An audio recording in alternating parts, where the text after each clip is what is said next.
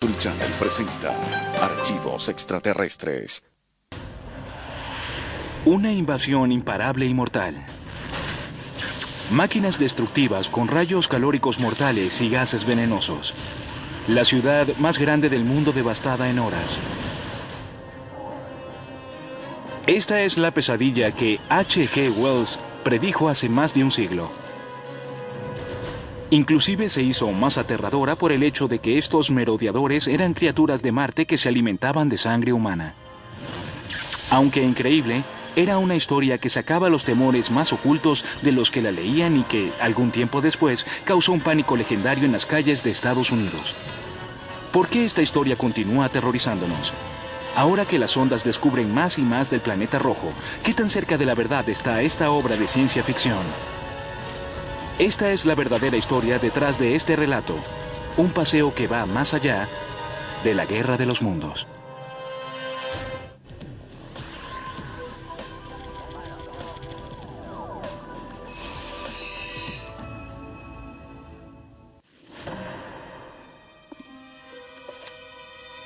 ¿Cómo lo puedo describir? Un trípode monstruoso que camina sobre los pinos y los aplasta. Un motor reluciente que camina. Cuerdas articuladas salen retorciéndose de él, y el ruido que hace al pasar se funde con el disturbio que ocasiona.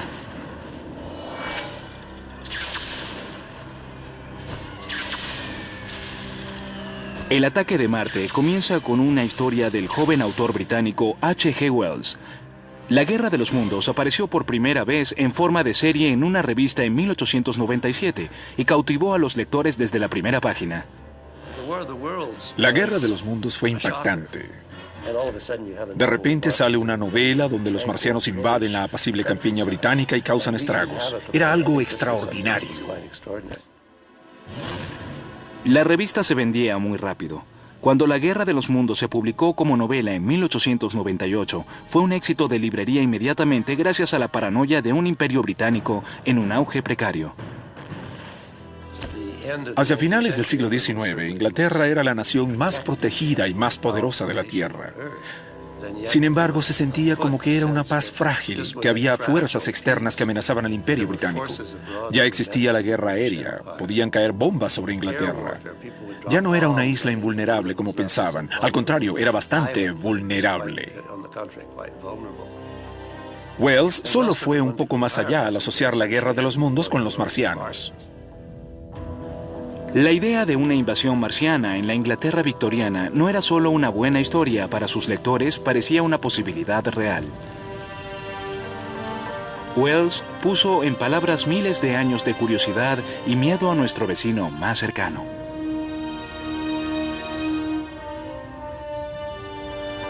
Marte está solo a 57 millones de kilómetros de la Tierra cuando está más cerca y tiene 3 veces su tamaño. De los planetas más cercanos, es el más fácil de identificar, ya que se encuentra solo y se ve rojo en la noche. Los antiguos egipcios fueron los primeros en notar su presencia en el cielo hace 5000 años. Ellos lo llamaron Har Desher, el rojo.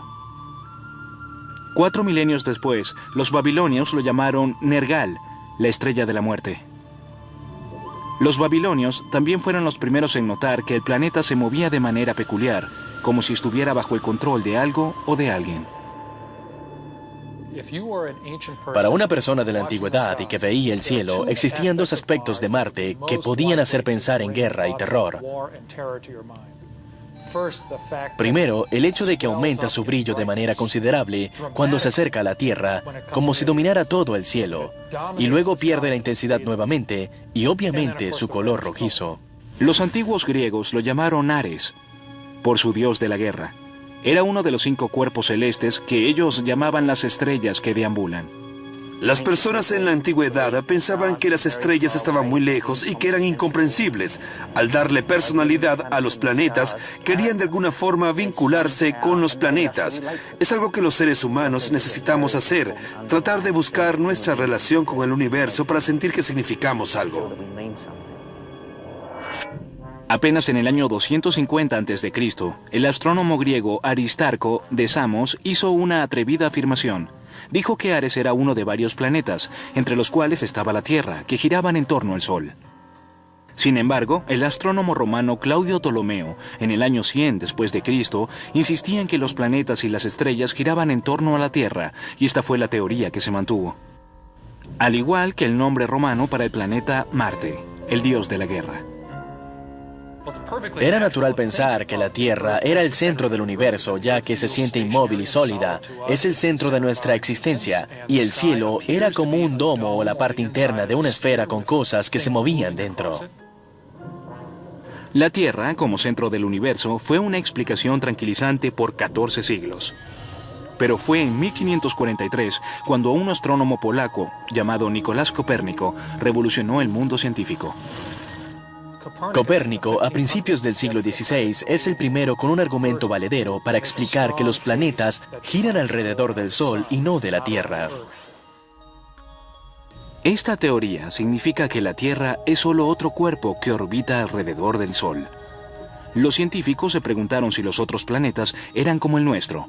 Fue entonces cuando comenzó la verdadera investigación científica para saber si estamos solos en el universo o no. En 1609, el astrónomo alemán Johannes Kepler explica el extraño movimiento de Marte al probar que orbita de manera elíptica. Además, se preguntó si en este planeta podía existir vida. En sus escritos dijo: ¿quién ha de vivir en estos mundos de estar habitados? ¿Seremos nosotros o ellos los señores del mundo?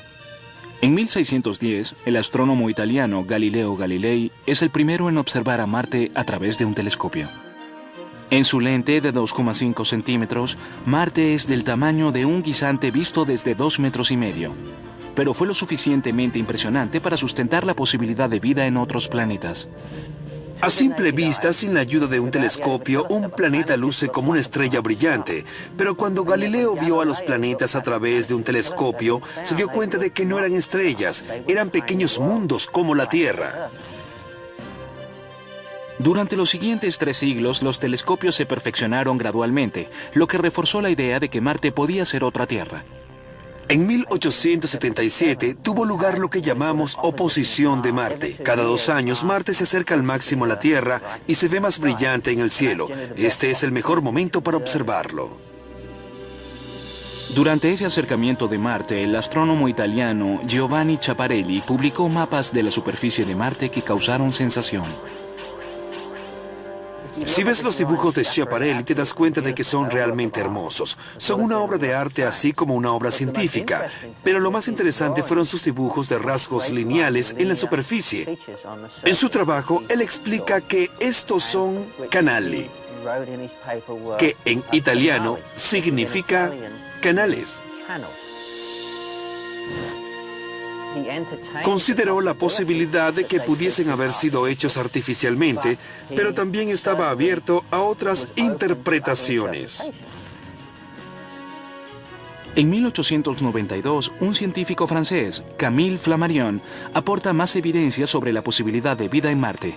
Descubrió algo que llamó la ola oscura durante la primavera en Marte, que es cuando manchas oscuras se expanden desde los polos hacia el ecuador para luego desaparecer al final del verano marciano. Flammarion planteó que estas manchas oscuras se debían al cambio de la vegetación durante las estaciones. Como la evidencia científica aumentaba y se hacía más convincente, teorías sensacionales que hablaban sobre la posibilidad de vida inteligente en Marte cautivaron la imaginación colectiva y la de los escritores que hablaban de viajes espaciales y Marte en un nuevo género llamado ciencia ficción. La gente considera a H.G. Wells y a Julio Verne los padres de la ciencia ficción. Entre los dos crearon muchas ideas básicas que hemos usado tantas veces como la máquina del tiempo, las invasiones. Y Julio Verne, como sabemos, escribió sobre una tecnología absurda, como la de los submarinos y dirigibles. Sus sueños compartidos inspiraron una de las primeras películas con movimiento, Viaje a la Luna, de Georges Méliès. En la película de 1902 se muestran insectos del tamaño de hombres que gobiernan un mundo frío y desolado.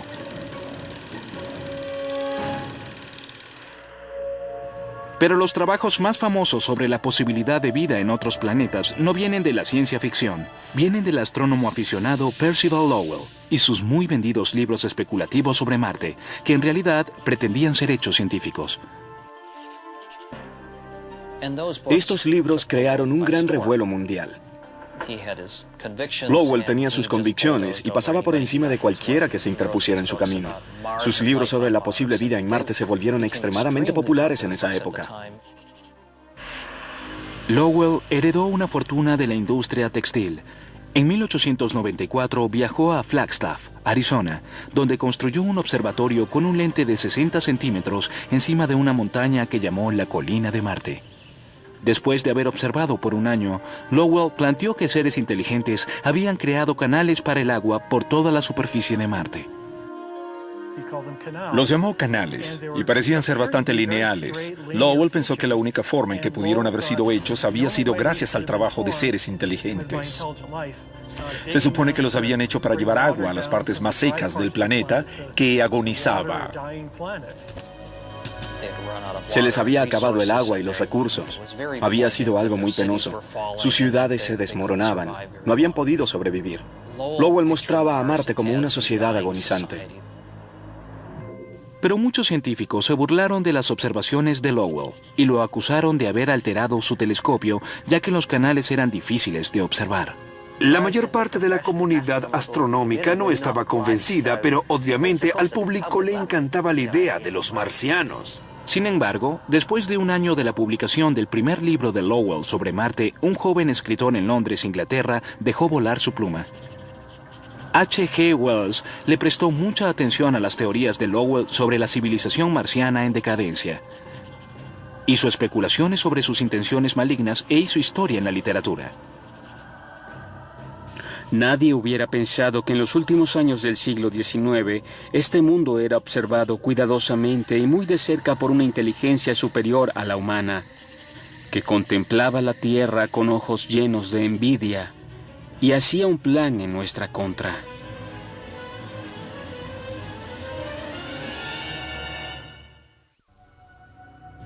Por siglos, los astrónomos habían acumulado evidencia científica de vida en Marte. Ahora, en 1897, un nuevo escritor de ciencia ficción ofrecía su propia interpretación espeluznante.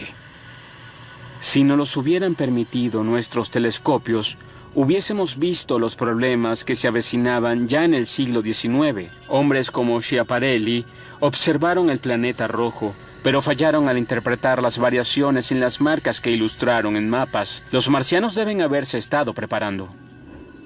Herbert George Wells nació en una familia de clase media en el sur de Inglaterra. Wells tenía una vasta experiencia científica. Estaba interesado en la evolución humana y el proceso de evolución. Luego de graduarse, fue un profesor de escuela que mostraba poco interés por su trabajo. Luego, en 1895, a la edad de 29 años, Wells se mudó a un tranquilo suburbio cerca de Londres que se llamaba Woking. Allí mostró interés por la escritura. En sus dos primeras novelas, La máquina del tiempo y El hombre invisible, combinó su interés en la ciencia con la crítica social, lo que lo estableció como uno de los escritores más populares de la época.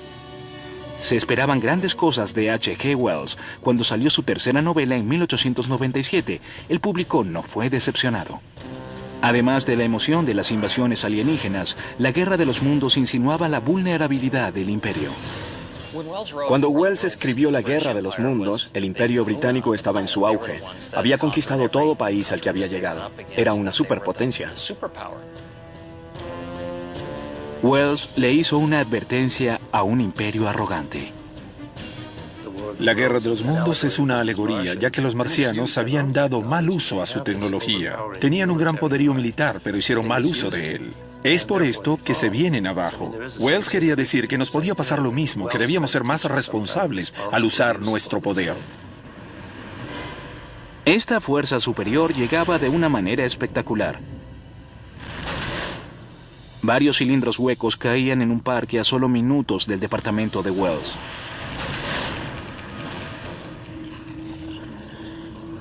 Los lectores fascinados querían saber cómo lucían los marcianos. No lucían como ellos pensaban.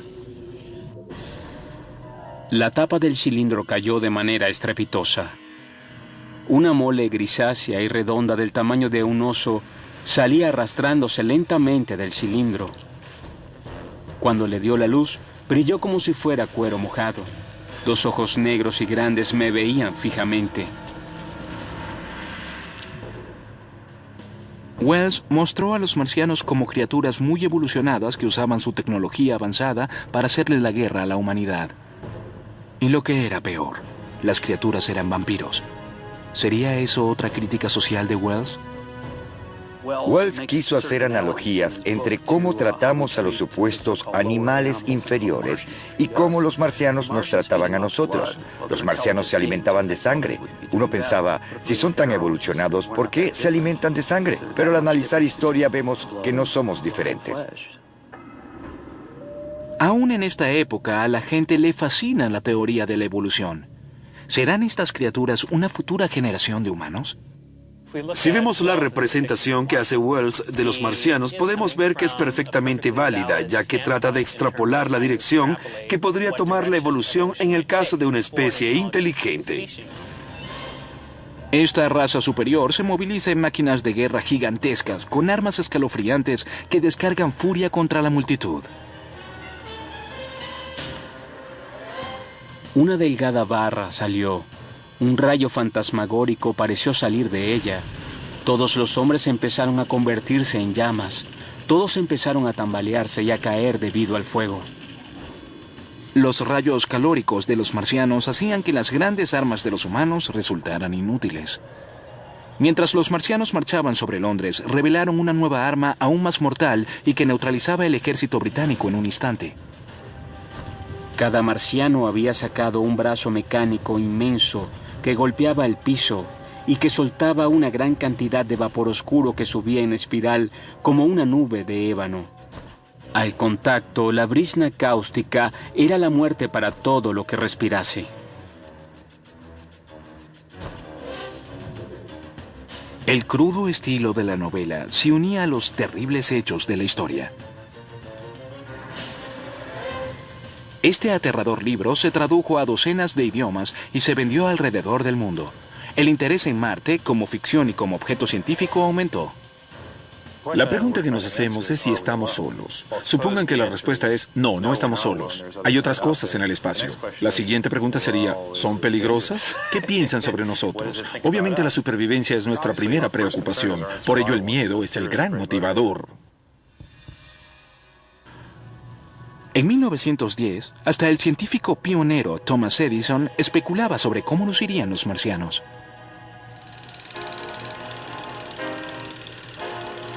La visión que Edison tenía sobre el planeta rojo era completamente opuesta a su tradicional pensamiento racional. Descaradamente despreciaba las nociones científicas contemporáneas a favor de una fantasía alocada de su propia imaginación. En 1926, Rusia mostró una nueva cara del planeta rojo cuando estrenó Aelita, Reina de Marte, escrita por un primo de León Tolstoy. Nuevamente Marte es una metáfora del mal. Los primeros cosmonautas de la Tierra llegan a un planeta donde el pueblo vive oprimido por un capitalismo aplastante. Los viajeros espaciales llegan a Marte. Obviamente venían de Rusia, donde había ocurrido la revolución, y utilizaban esa oportunidad para ayudar a los marcianos a mejorar su vida. Rápidamente les enseñaban las bendiciones del comunismo y regresaban a la Unión Soviética. No quisieron hacer una película que fuera solo sobre la revolución, sino que también fuera divertida.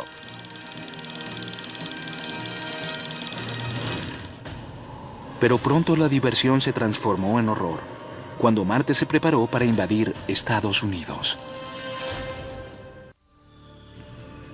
En 1938, Marte invade Nueva Jersey. Un nuevo medio, la radio, da dimensión espeluznante a la Guerra de los Mundos. En vísperas de Halloween, 8 de la noche, el Mercury Theater de Orson Welles está en el aire.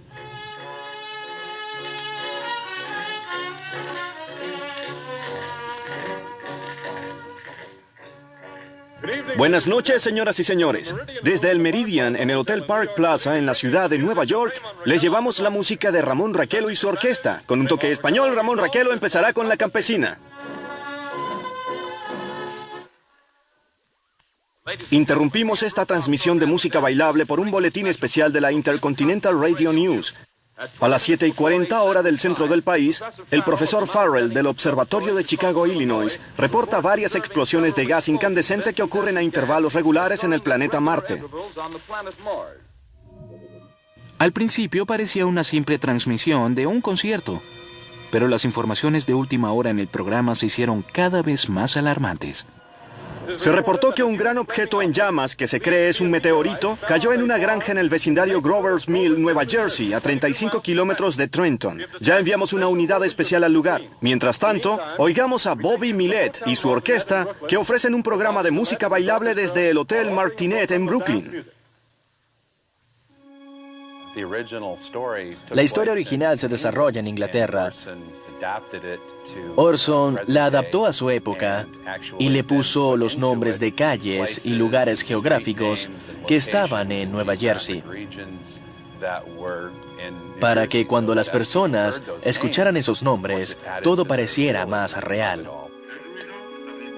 Empecé a oí la música y luego oí otra transmisión que decía que estaban cayendo en un pueblo de Nueva Jersey. Después de escuchar eso, me mantuve pendiente. En 1938, la idea de una transmisión falsa nunca había sido tomada en consideración, así que la gente en sus hogares empezó a alarmarse de verdad. Muchos no habían escuchado el principio del programa donde se había dicho que era solo una dramatización. Cuando la transmisión de La Guerra de los Mundos comienza en la CBS, muchos estadounidenses estaban oyendo un número de Edgar Bergen y Charlie McCarthy por la NBC. Pero cuando la sátira de Charlie McCarthy terminó a las 8:12 p.m., un estimado de 8 millones de personas sintonizó CBS y lo que escucharon no sonaba para nada como una dramatización. Señores, soy Carl Phillips, nuevamente desde la granja Wilmuth, Nueva Jersey. El profesor Pearson y yo nos tardamos solo 10 minutos desde Princeton hasta aquí. Si no habías oído la primera parte del programa, no sabías qué pasaba en realidad. Por esa razón, muchas personas se asustaron cuando lo oyeron, ya que parecían noticias de última hora, reales. La parte que veo del objeto no se parece a un meteorito. No por lo menos como a uno que yo haya visto. Se parece más a un gigantesco cilindro. Tiene un diámetro de... ¿Cuánto calcula, Dr. Pearson? ¿Cómo dijo? ¿Cuál es el diámetro del objeto? Como 27 metros. 27 metros. Por Dios santo, algo está saliendo de la oscuridad como una serpiente gris. Ahora veo otra y otra. Parecen tentáculos. Ahora puedo ver el cuerpo. Es del tamaño de un oso. Brilla como cuero mojado. Su rostro, señoras y señores, es indescriptible. Apenas si puedo forzarme a verla. Los radioescuchas de la costa este llamaban a la policía local y a las estaciones de radio, pero no podían comunicarse.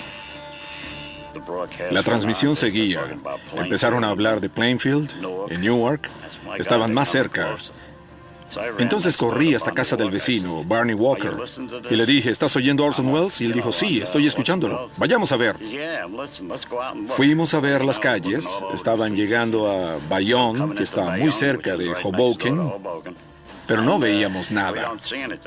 Las calles estaban oscuras y desiertas, pero eso no tranquilizaba a los radioescuchas aterrorizados. El hecho de que no hubiera autos en las calles, si se piensa racionalmente, significa que es una noche tranquila. Pero a personas que están al borde de la histeria, eso más bien las hace pensar que algo le ha hecho daño a los demás. Esperen un momento. Algo está saliendo del cilindro. Veo un rayo de luz contra un espejo. ¿Qué es eso? Sale un chorro de llamas del espejo y se dirige hacia los hombres que avanzan. Los golpeó de frente. ¡Dios santo, se están quemando! De los 7 millones de radioescuchas, se estimó que 1,7 millones creyeron que la transmisión era real y que 1,2 millones sintieron pánico. En Grover's Mill, Nueva Jersey, muchos residentes tomaron sus rifles y unos cuantos le dispararon a una torre con un tanque de agua creyendo que era una máquina alienígena. Señoras y señores, tenemos un grave anuncio que hacer. Aunque parezca extraño, tanto las observaciones científicas como lo que vemos con nuestros ojos nos ha llevado a la conclusión de que estas extrañas criaturas que cayeron en la zona agreste de Nueva Jersey son las primeras en llegar de un ejército invasor del planeta Marte. Algunas personas empezaron a almacenar comida debido al ataque inminente. Algunas personas trataron de huir, reunieron a los niños y se fueron de la ciudad. Otros confiaban en que la movilización del ejército estadounidense iba a detener a los marcianos. Nosotros íbamos a cuidar a nuestro país porque éramos estadounidenses y habíamos ganado todas las guerras en las que habíamos participado. Los rumores se corrían desbocados. Muchos pensaban que la invasión no era extraterrestre, sino parte de la creciente amenaza de los nazis. Me está llegando un boletín. Los cilindros marcianos están cayendo por todo el país. Uno en las afueras de Buffalo, otro en Chicago, otro en San Luis. Finalmente, a las 9 de la noche, el ataque se acaba. Este es el final. Hay humo negro. Las personas tratan de huir, pero no sirve de nada. Están cayendo como moscas. Ahora el humo se apodera de la Sexta Avenida. La Quinta Avenida. Está solo a unos metros. Pocos metros.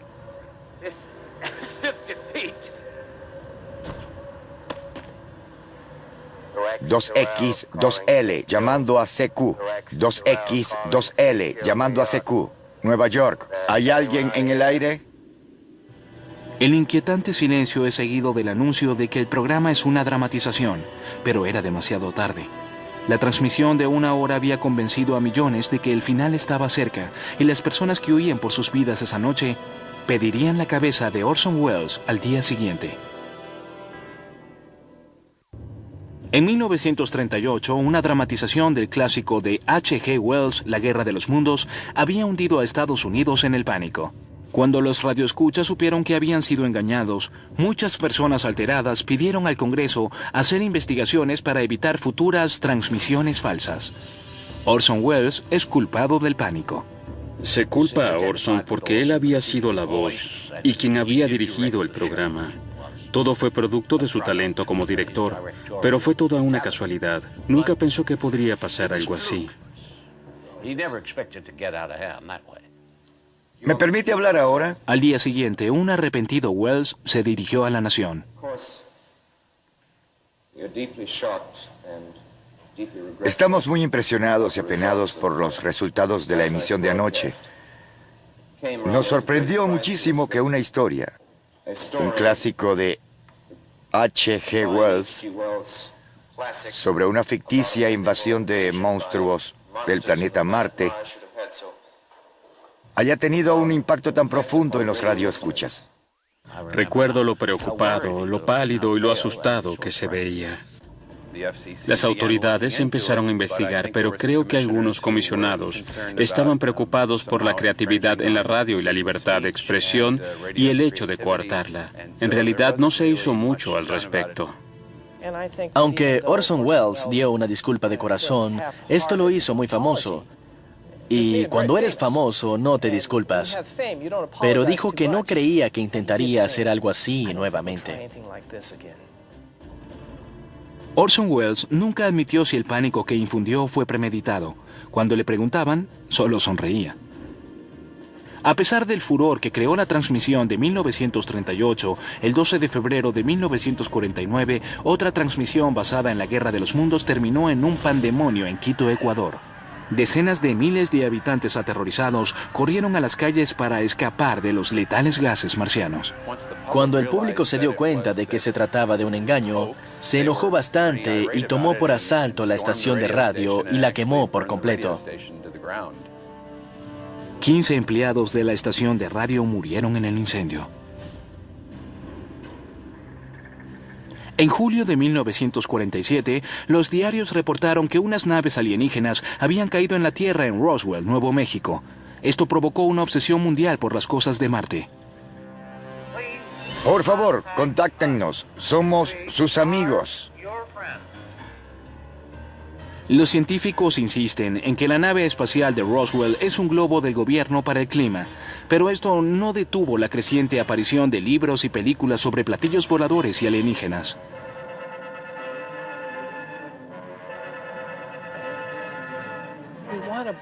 Queremos creer que no estamos solos. Queremos creer que hay más personas allá afuera. Si explotas esa mina, no solo consigues entretenimiento, sino que validas las creencias que tenemos. Y la primera producción de ciencia ficción de gran presupuesto estrenada en 1953 fue una adaptación de La Guerra de los Mundos. Esto podría ser el principio del fin de la raza humana. Lo que primero se pensó eran meteoritos o los ridiculizados platillos voladores en realidad son la vanguardia de la invasión marciana. Fue la primera vez que tomaron una buena historia de ciencia ficción y la unieron con unos buenos efectos especiales. La película fue un éxito de taquilla en todo el mundo. Ganó un Oscar por mejores efectos especiales y por sus innovadores diseños de naves espaciales.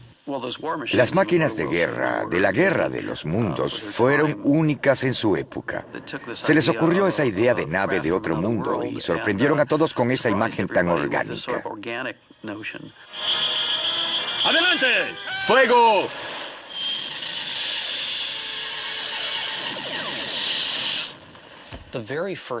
La primera película que vi fue La Guerra de los Mundos. No pude dormir sino hasta tarde. Me asustó muchísimo. Luego quedé obsesionado con la idea de los marcianos y sus rayos letales.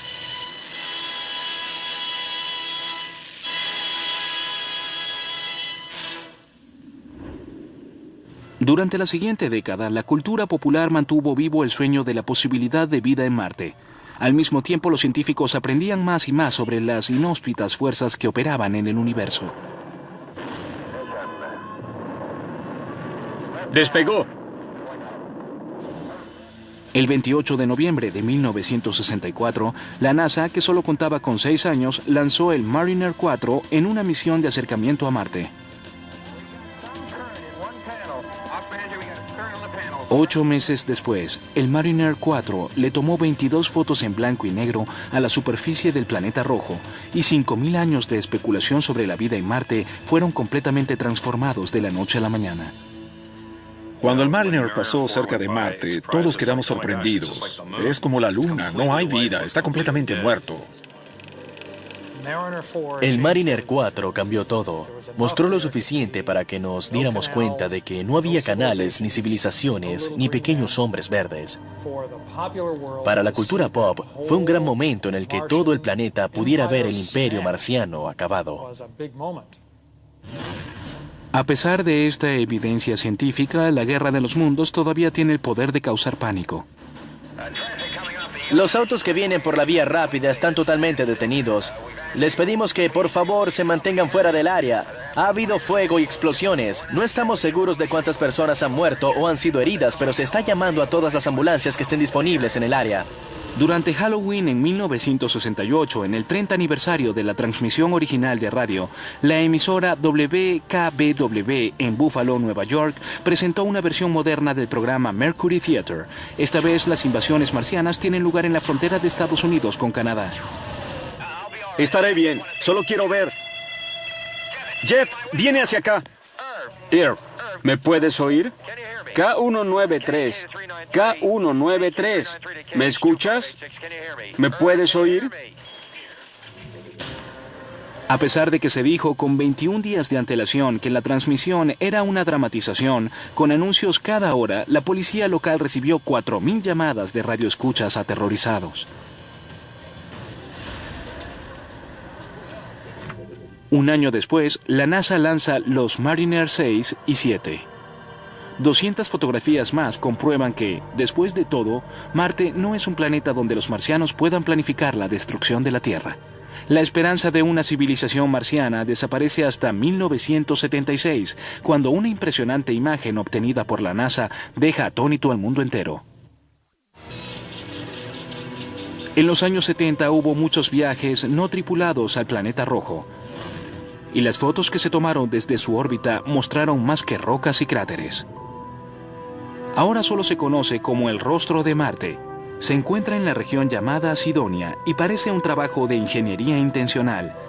El hallazgo reavivó la pasión de miles de personas. Puedo entender la pasión que sienten por este hallazgo. De ser cierto, sería uno de los descubrimientos científicos más fantásticos de todos los tiempos. Es encontrar un monolito, una antigua estructura en Marte. La NASA insiste en que es una formación geológica natural, un truco logrado por la luz y la sombra.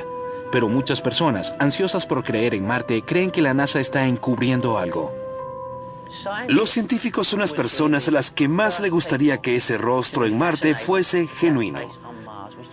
La evidencia simplemente no existe. Tiempo después, la nave espacial Mars Global Surveyor sobrevoló el mismo lugar y tomó fotos con cámaras de mayor resolución. Las tomó a diferentes horas del día y es solo una colina. El que la idea del rostro se mantenga viva es otra prueba de la extraña atracción que ejerce Marte sobre nuestra imaginación. 2 naves espaciales, lanzadas en 1975, nos enviaron miles de fotografías desde la órbita de Marte. Los resultados fueron los mismos de antes. Marte es un desierto totalmente seco y con un clima inclemente. Sin embargo, había otro maravilloso descubrimiento por venir. Unas imágenes revelaron unos profundos canales que parecían haber sido hechos por agua en un pasado distante. En la Tierra podemos ver que en cualquier parte donde haya agua líquida y algún tipo de fuente de energía se puede conseguir vida. Entonces lo que queremos hallar es un lugar donde hace tiempo haya habido agua líquida. En la búsqueda de agua, la sonda Viking hizo algo sorprendente. Se despegó del orbitador y sin ayuda de ningún sistema de orientación computarizado moderno, se posó sobre Marte.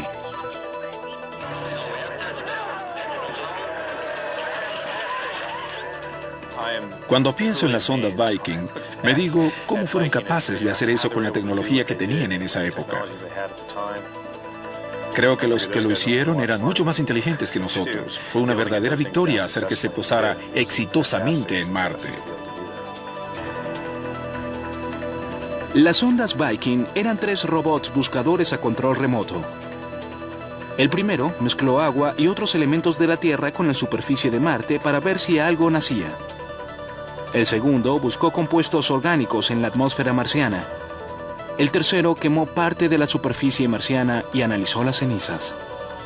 La Viking fue el primer intento de hacer estudios biológicos en otro planeta. Fue algo bastante impresionante porque nunca habíamos siquiera llegado a Marte. Estos fueron los experimentos biológicos más ambiciosos que se habían hecho.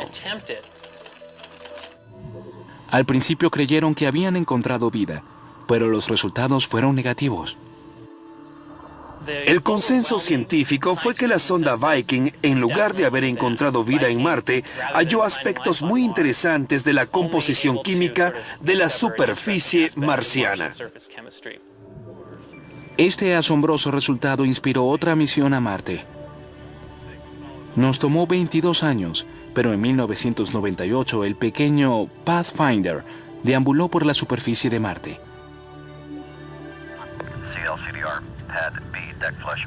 Después de esta exitosa misión, la NASA mandó la primera de 2 nuevas exploraciones a Marte el 10 de junio de 2003. Despegue del cohete Delta II con el robot de exploración a Marte. Su gemelo fue lanzado solo semanas después. Ambos emprendieron su solitario viaje a Marte.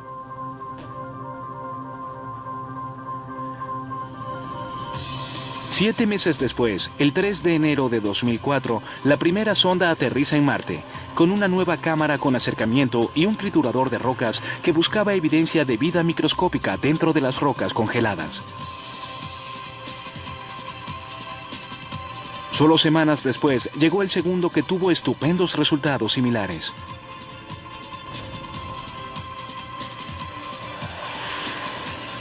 Estas misiones de la NASA continúan buscando agua y, en última instancia, vida. En un futuro, las expediciones serán tripuladas por humanos. Pero es poco probable que alguna de estas expediciones descubra las criaturas de la ciencia ficción. Es increíble que después de tantas exploraciones, Marte siga siendo objeto de la fantasía de muchas personas. Todavía tenemos esperanzas de que haya vida en Marte, que estén bajo tierra o que sus ciudades estén cubiertas por la arena.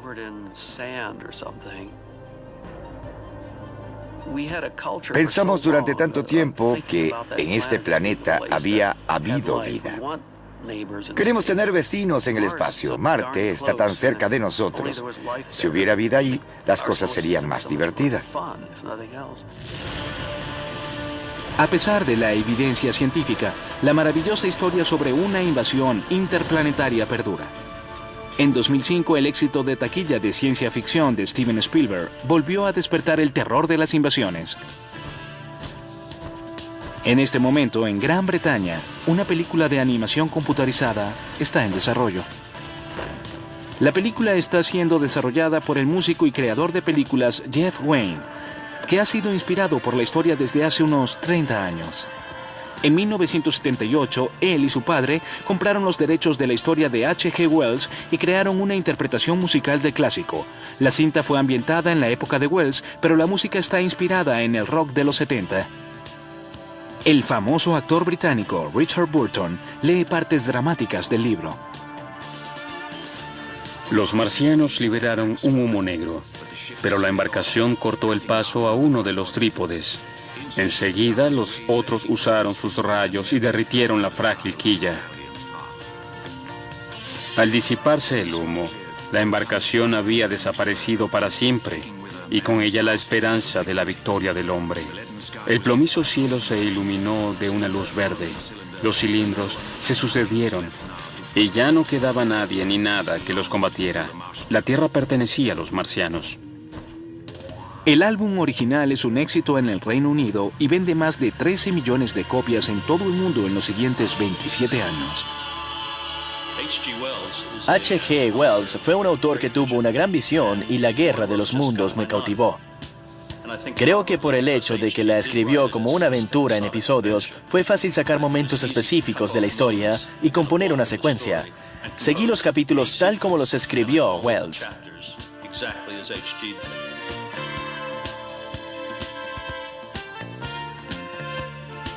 Creo que la creación de una versión musical de la Guerra de los Mundos nos dice mucho sobre la flexibilidad que tiene esta sencilla historia. Jeff Wayne añadió dibujos al álbum que nos hacen ver nuevas y asombrosas interpretaciones de las máquinas de guerra marcianas.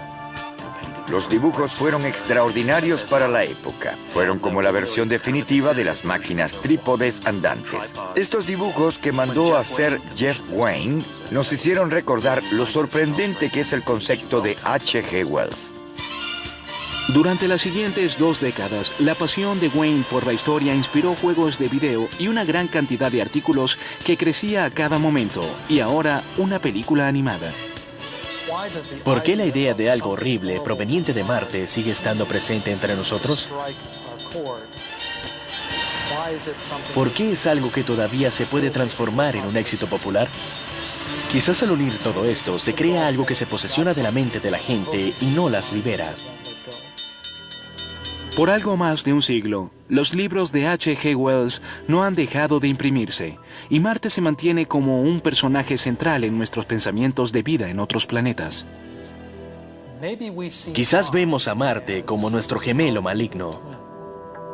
Lo observamos y vemos un planeta que se parece a la Tierra, pero nunca ha sido asociado con cosas buenas. La idea general de Marte siempre estuvo asociada al terror y al mal.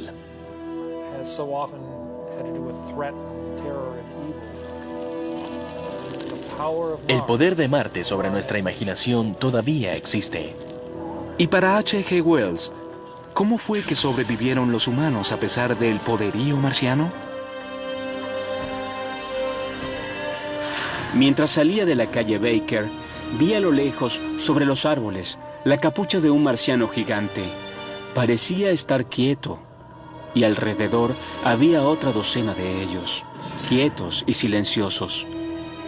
Los marcianos estaban muertos, asesinados por una bacteria para la cual su sistema no estaba preparado. La guerra de los mundos ha terminado, por ahora.